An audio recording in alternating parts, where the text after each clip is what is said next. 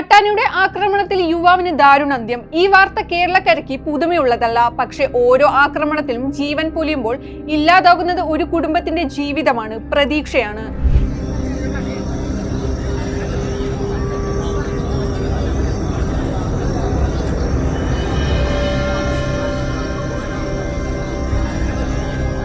കേരളത്തിൽ മനുഷ്യമൃഗ സംഘർഷം തുടർച്ചയാകുന്നതിനിടെ നിരവധി പേരുടെ ജീവനാണ് പൊലിയുന്നത്. ആ പട്ടികയിൽ ഒരു പേര് കൂടി, എൽദോസ്.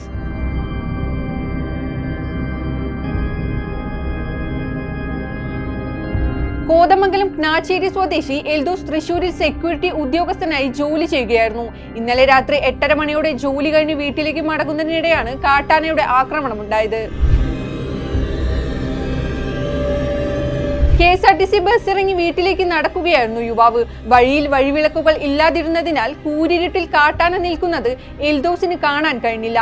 എൽദോസിനെ മരത്തിലിടിച്ച് കൊലപ്പെടുത്തിയതിനു ശേഷം കാട്ടാന വഴിയിൽ എറിയുകയായിരുന്നു. ആനയുടെ ചവിട്ടേറ്റ നിലയിൽ യുവാവിന്റെ മൃതദേഹം റോഡരികിൽ നിന്നാണ് ലഭിച്ചത്.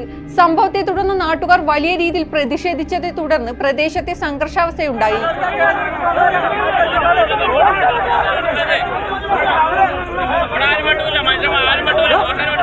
നഷ്ടപരിഹാരം അടക്കമുള്ള കാര്യങ്ങളിൽ കളക്ടർ NSK ഉമേഷ് ഉറപ്പ് നൽകിയതോടെയാണ് നാട്ടുകാർ പ്രതിഷേധം അവസാനിപ്പിച്ചത്.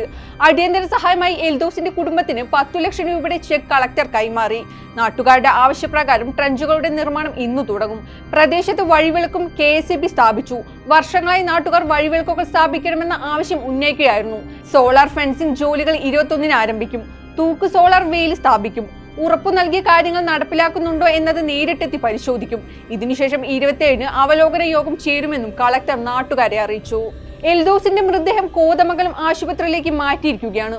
പോസ്റ്റ്മോർട്ടത്തിന് ശേഷം കുടുംബത്തിന് വിട്ടു നൽകും. പ്രായമായ മാതാപിതാക്കളുടെയും ഏക അത്താണിയാണ് കാട്ടാന ആക്രമണത്തിൽ നഷ്ടമായത്. അതേസമയം കോതമംഗലത്ത് ഇന്നു വൈകിട്ട് 3 മണിക്ക് സംഘടിപ്പിക്കുന്ന പ്രതിഷേധ റാലിയിൽ മാറ്റമുണ്ടാകില്ലെന്ന് നാട്ടുകാർ അറിയിച്ചു. മരണത്തിന്റെ ചൂടാറും വരെ പ്രതിഷേധവും സർക്കാരിനെതിരെയുള്ള മുദ്രാവാക്യവും ഉദ്യോഗസ്ഥർക്കെതിരെയുള്ള കുറ്റപ്പെടുത്തലും തുടർന്നുകൊണ്ടേയിരിക്കും. പിന്നെ ഈ വാർത്തയും സാധാരണ എല്ലാ വാർത്തകളും പോലെ തേനുമാഞ്ഞു പോകും എന്നതാണ് യാഥാർത്ഥ്യം. അടുത്തൊരു ആക്രമണത്തിന് കാത്തിരിക്കാതെ ഇതിനുവേണ്ട നടപടി സർക്കാരും സന്നദ്ധ ഉദ്യോഗസ്ഥരും എടുക്കണമെന്നതാണ് ഓരോ മലയാളിയുടെയും അഭിപ്രായം.